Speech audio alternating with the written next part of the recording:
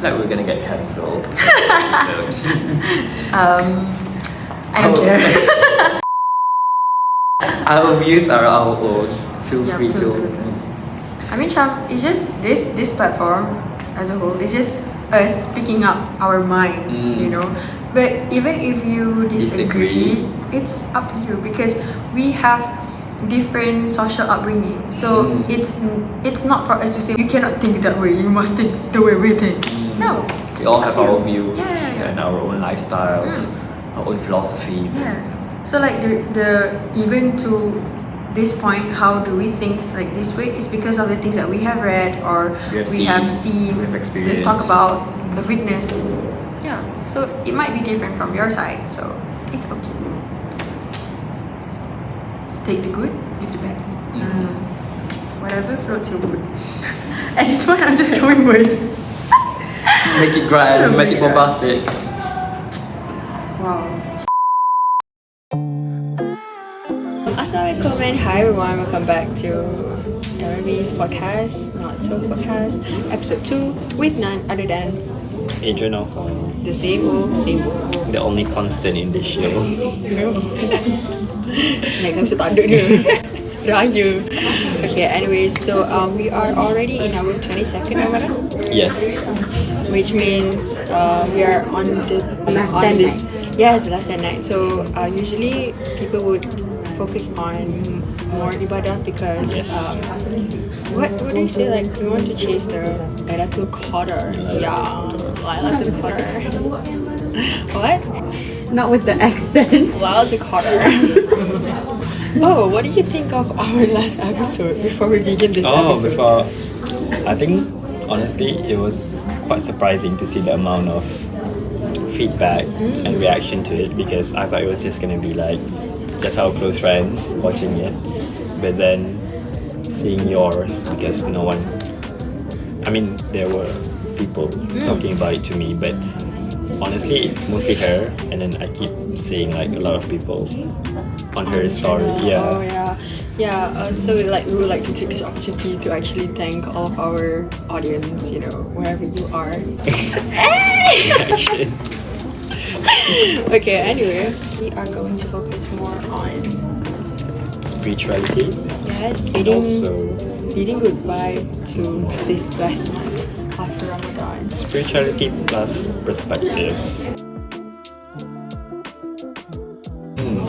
Honestly, I had a goal for this month, which is to watch my language, and my intention for this month, because I feel like before this it was mostly doing ibadah, and also like not starving yourself, but limiting yourself from eating and drinking until when you berbuka.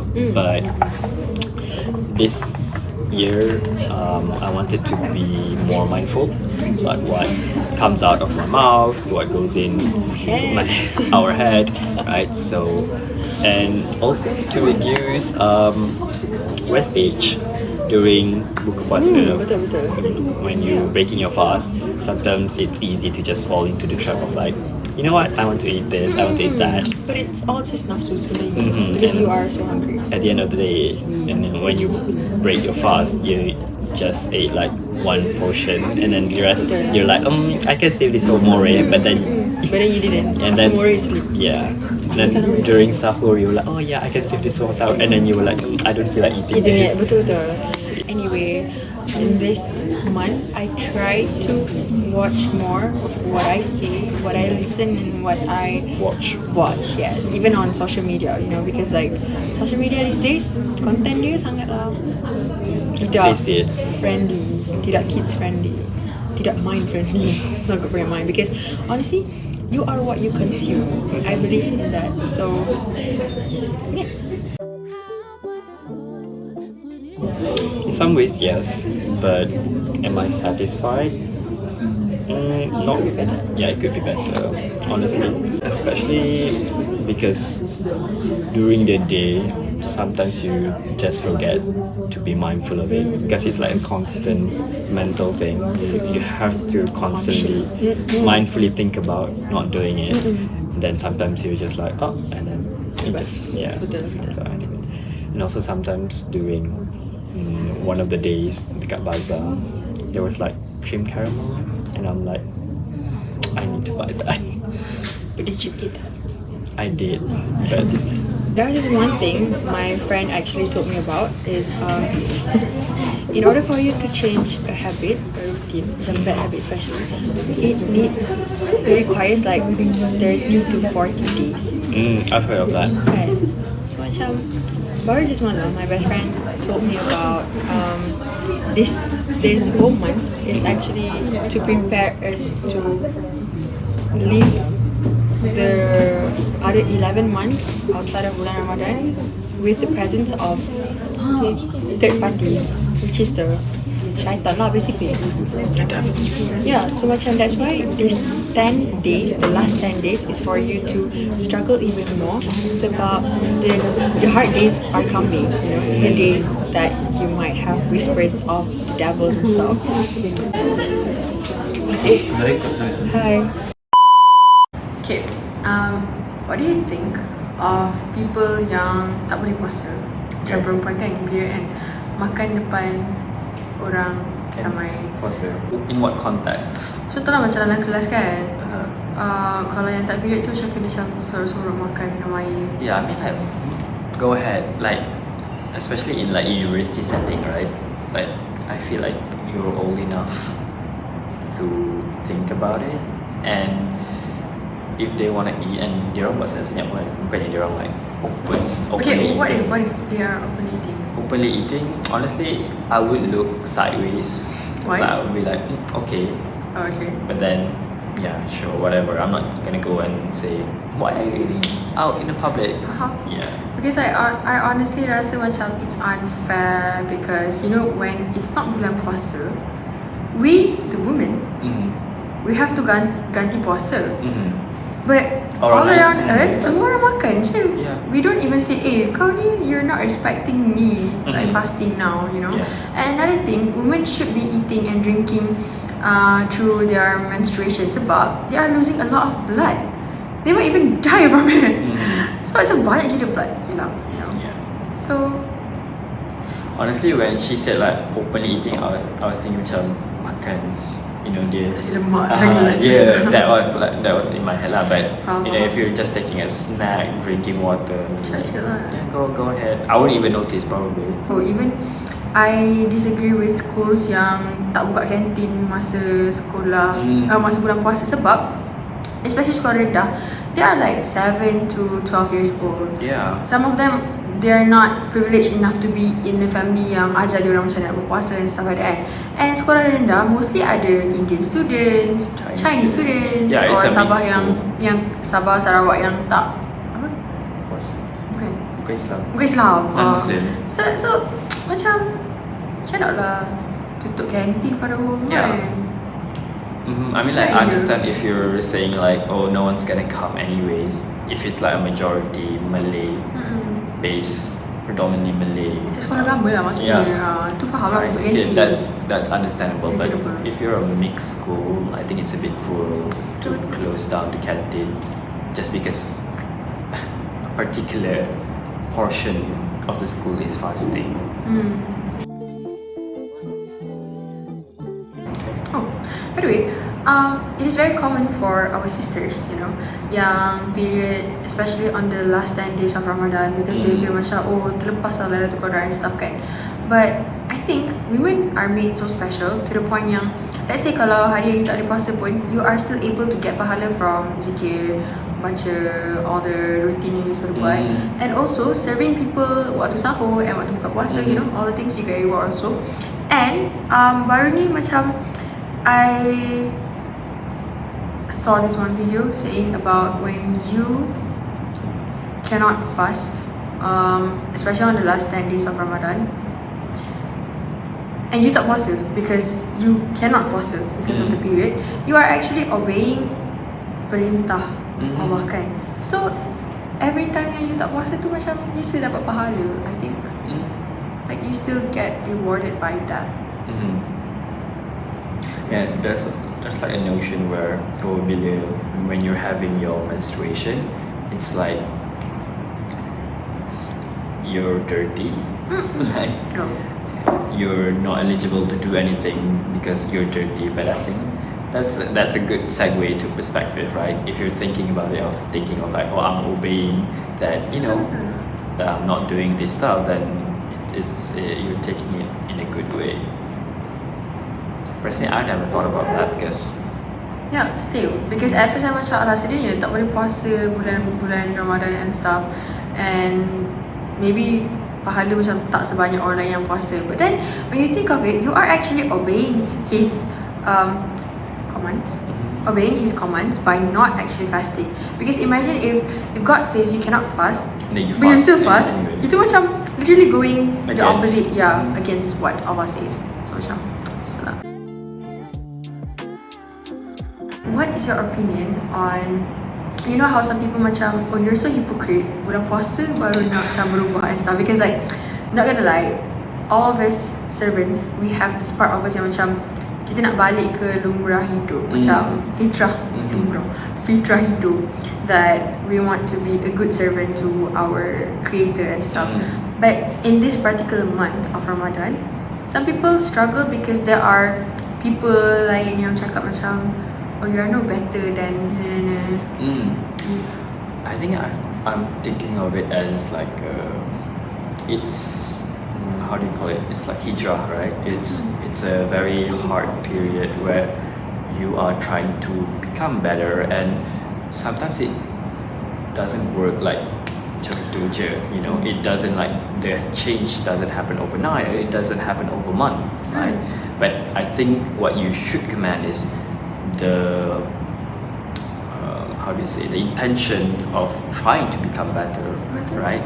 Maybe that person is trying, doing little stuff at first, maybe trying to do the fasting, and then maybe trying to refrain from using explicit words or like us. and also like, what do you say that? Macam jaga penglihatan. Lower down your gaze. Yeah, lower down your gaze and stuff like that, and then trying not to smoke for men, right? So I feel like in little ways they are trying to become better, and I feel like that's the spirit of Ramadan, right? Trying to become better, trying to become a better servant. So you should not ridicule a person, but instead you should try to support and encourage it, especially if you're the kind of person that thinks that it's very easy during this period of time. But people have different struggles, so be kind. And honestly, for those people that actually criticize other people, you should take some time to have self-reflect. I think in this month, during this month, it's still not too late. By the time we upload this, you still have 7 days. hopefully. People evolve by time, kan? So macam the littlest thing as kecil as try to jaga aurat. Maybe when you start to pakai tudung, then you want to start to labuhkan tudung you. When you start to labuh tudung, you want to try to pakai hand sock. It's the little thing. Yeah, because honestly, God is what we perceive Him, how we want to perceive Him. So macam God is not like our teacher dekat sekolah tau. Like the type yang macam kita exam, they would only see your final result. Macam, oh okay, you got biology 69 only, macam tu kan. But God sees your effort, the climb. It's not the end goal. It's actually the climb, the effort that you put in order for you to be a better person, a better servant. You are judged throughout your whole life, not just who you are at the end of your life. Yeah, because those who are in heaven are actually sinners who repent. Bukan someone yang macam, oh dia tu maksum, memang Allah jaga dia daripada buat. And there are, except for a few exceptions. Because some people out there, they might appear macam very sane and stuff, but we never know what's inside and stuff. Not to say to never judge someone yang kind, but just to say that everyone is human, and human is not far from making Sins. sins, mistakes. Because we should be sinners who repent. Mm-hmm. It's all the matter of perspective sebenarnya. Mm-hmm. Macam God is how you perceive Him. You want to see God as a creator that is forgiving, Mm-hmm. then He is someone like that. Mm-hmm. He is a God like that. But if you want to see Him as a God that punishes, then it's up on you. Mm. And also coming back to a matter of perspective, I think here in Malaysia, we practice Islam in a very Not welcoming way, in a not very friendly welcoming way. Yeah. I would say crude to that extent almost, because I get it, because sometimes people say, oh kalau you actually cakap benda yang baik je macam tak masuk, you know, that there is that notion, and that as in macam if you always say things about oh God is forgiving, then you keep on doing the things, right? But I feel like for someone who is just starting to get to know or trying the deen and trying to become a good Muslim, then it's very harsh. It's very hard for them, and they would rather feel like, well, I'm condemned anyway, so Betul. why should I, you know? So and I speak because the videos that I watch, right, from Mufti Mang, Numan Alihan, I feel like the way they go about and preach about Islam is very much like our Christian, I would say, people, because it's very Christian preachers. Christian preachers, sorry, because it's very welcoming. It's very it's okay if you If you sin, because it is human to be seen, to be seen, To sin. so I feel like here in Malaysia it's very much on the other side, where you keep on talking about punishment, hell, Because azab. even when we were kids, they always say things macam, oh tak pakai tudung nanti masuk neraka. And it's never because oh you should do this because you It's good for love you. Islam, you're doing it part of the deen, right? It's never about the beauty of it. It's always about The bad of it. the You're not you know, doing why you're not doing it instead of why you should do it, you know. And the only thing or the only reason why you should do it is so that you won't go to hell instead of you want to go to heaven. It's like Betul-betul. there's only one side of it. So I think part of being, if you're not exposed to these kind of things, you sort of have a false perspective of Islam. You might feel that it's a very restricting religion, even though it's actually not restricting. It's actually very Protecting. and freeing. But I think like it's good to address it, you know. Why take it as an insult? Again, it's a matter of perspective in life tau. Sometimes when someone criticizes you, it's up for you to take it as a room for improvement or for you to be offended. You know? So macam when someone criticizes or someone points out something, it's for you to macam ponder like, oh, it could be better. Oh, I could have said it, I could have worded it better. But of course, in one way, like sometimes it's baseless criticism, right? I mean, if you think it's baseless criticism, do correct us. We're welcome for feedback. True. We are always open for something new, something that is membina. Constructive. Bukan membinasa. Yes, not destructive. Ooh, good one. Another one thing my friend just shared with me is this is the mindset of Nabi Ayub alaihi salam back then. Is since we're talking about shift of perspective, yeah. So let's say when you are going through hardship or you lost something, you might dwell on it. You might dwell on the sadness and stuff. But actually, you have to see that whenever you lost something or whenever you feel sad, something is replaced. The presence of our Creator So when you are sad, it is actually fitrah untuk kita balik kepada our creator to pour our sadness, because he is our creator. Of course he knows whatever that is in our heart, kan? So whenever you feel sad, you lost something, actually you don't really lose things. You are being that sense of loss is actually being replaced by his presence. So that sometimes when you lose something, you tend to be closer to our creator. So that's how you can shift perspective in life. And also a little bit to add on to that, I don't know if you guys know this, but it's the principle of stoicism. Stoic. Stoicism. So it's by Marcus Aurelius, not by him, but he's like the most famous figure in Stoicism. And he always talks about attachment to things, people, person. And he always says something like, when you lose something, if you have attachment to it, then you feel sad about it. But if you detach yourself from that person or thing, you sort of feel that that thing was never yours in the first place.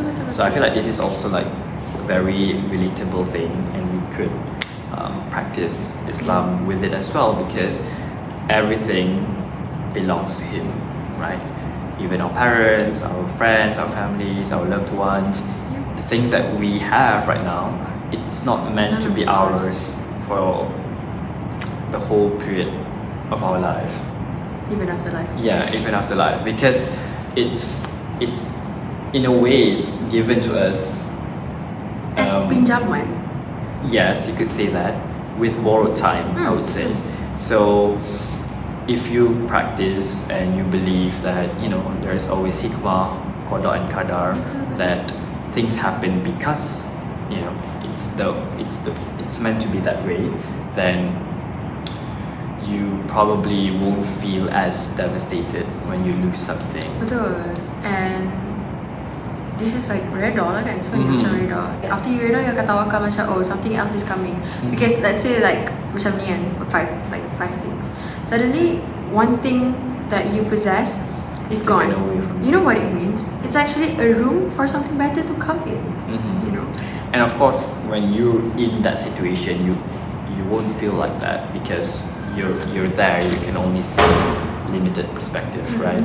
But let's take, for example, something that happened to you maybe 10 years ago. Maybe you remember as a kid, you lost something, but how do you feel about it now, right? Like, let's say you lose friends a few years back. Now, during that time, it would be like very hard struck, like but like now as time goes by, macam, oh, now I have better friends. I have way better friends that would guide me, would make me happy, even happier. You know how people can be very sad when it comes to rejection? Let's say you confess to someone that you would like to pursue them, right? But then that person rejects you. Then you go around and feel very sad about it. Like, I don't mind if you feel sad, but to the point that you dwell on it, you fall for it. He's the only one for me. You have to know that rejection is a redirection. Wow. Yeah. Like, when something is not meant for you, it means you are going to be redirected to something that is better for you. So you should take no as positive thing. Yeah. No just means no.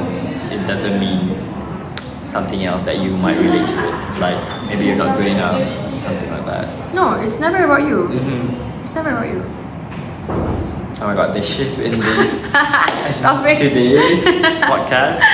Oh my god. I wonder how you're gonna. Nah, I'm just gonna cut and then like put stuff. Yeah. Talking back about perspective. What I found these days are women who are driven by career, by big things in life.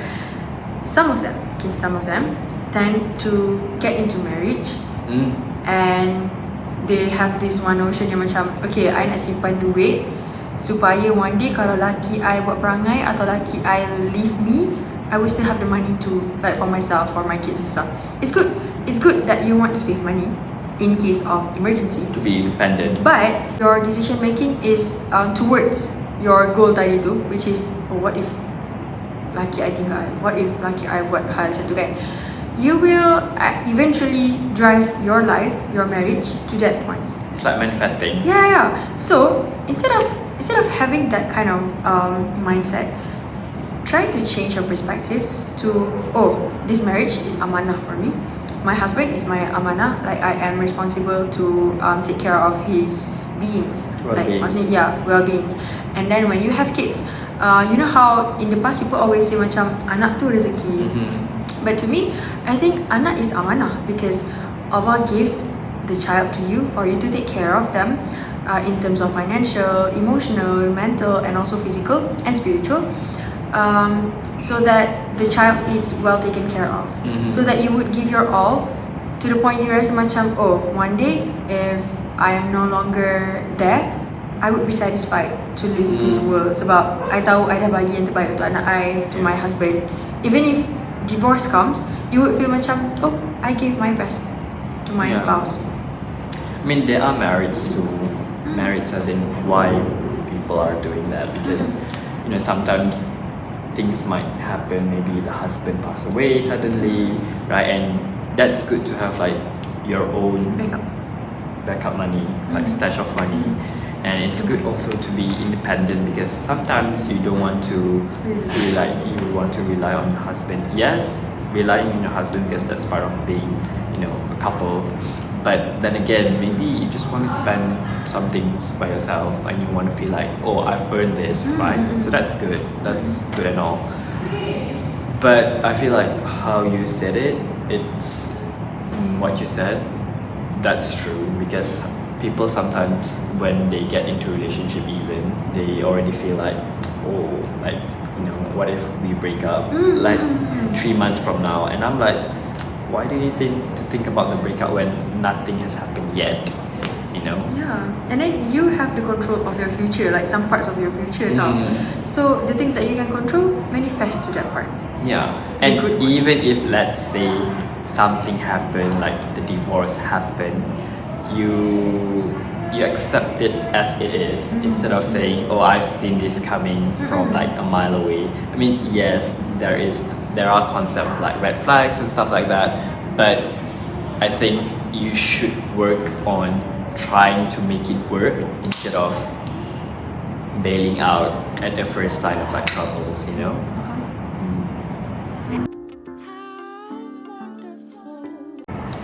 The amount of time you live is shorter than the amount of time you are dead. So live each second. And there is a concept of that in Greek, I think, in the ancient Greek, memento mori. Remember death, as in remember that you are going to die, you will die, you can die any second. So, and that goes back as well to being a good Muslim, because sometimes we forget that death is ever present. The only condition of death is being alive. Let that sink in.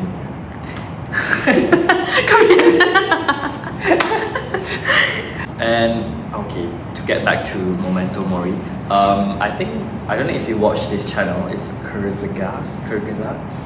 There's like this one like science YouTube channel. I think you can just put the channel later on. Just type it out. Dear for you. And they have like a merchandise where they sell like a calendar of your life, somewhat. Where, let's say, they calculated like the average life of a human. So I don't know, maybe it's like around 60 or something. So, and then they put like tiny dots as a week, and then they put it like all 60 years of that on a wall, so that every week you like cross it off, so that every time you wake up you notice that like this is at the point, like how much time, like you don't know that, but this is like how much, or the the average human lifespan. So that's memento mori, as in remembering that. But you don't have to be that extreme. That's just a cool idea.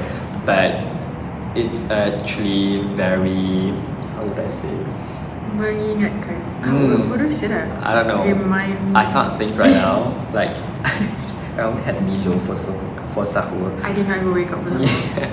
So our brains are not braining. Dia macam mengingatkan you to death. And apart from doing your ibadah, remembering, that's also like a great way Betul? to remember.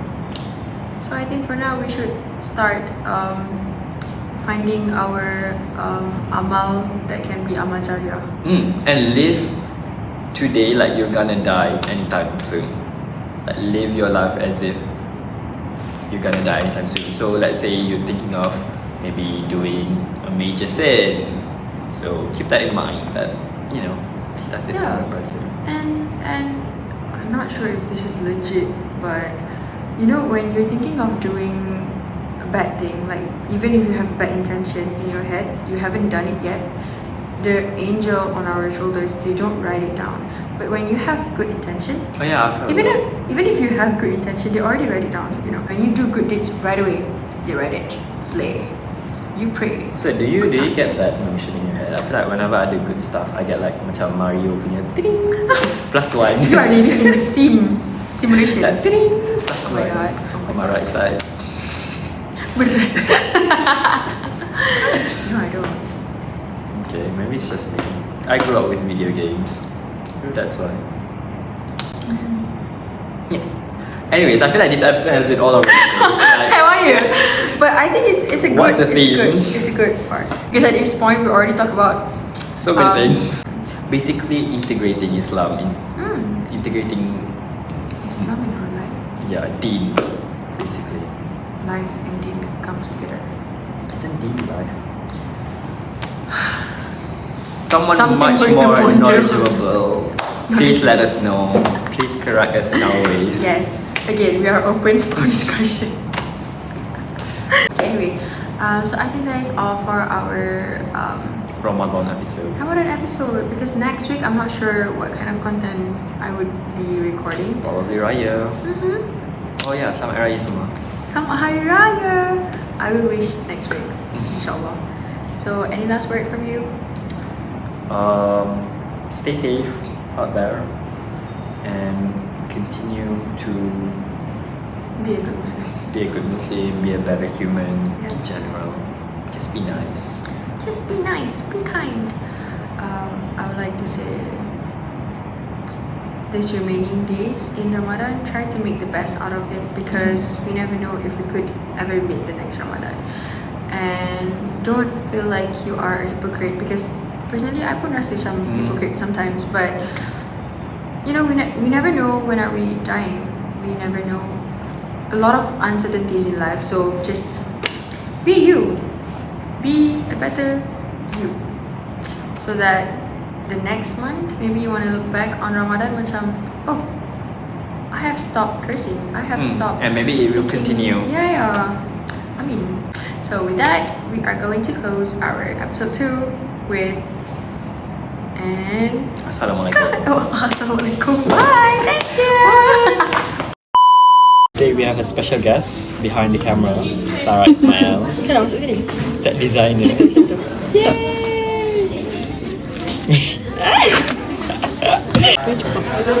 Sudah tu. Cikgu.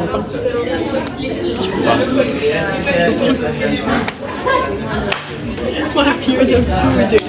Sudah. Cukup bang. BFR. Terus ada. Cukup bang. Cukup po. Cukup ci. I gave him a chance.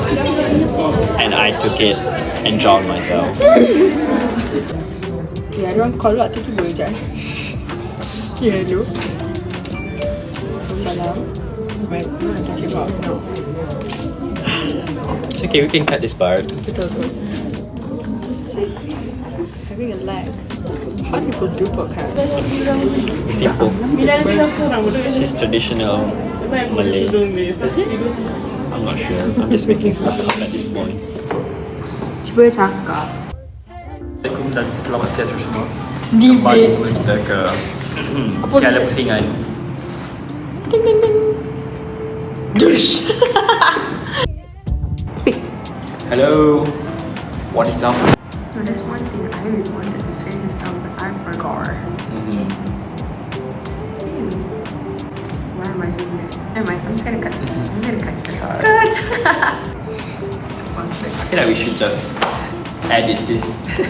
You know, macam takut nanti macam orang cut dan masuk ke TikTok macam dia cakap Malaysia. Cakap benda ni.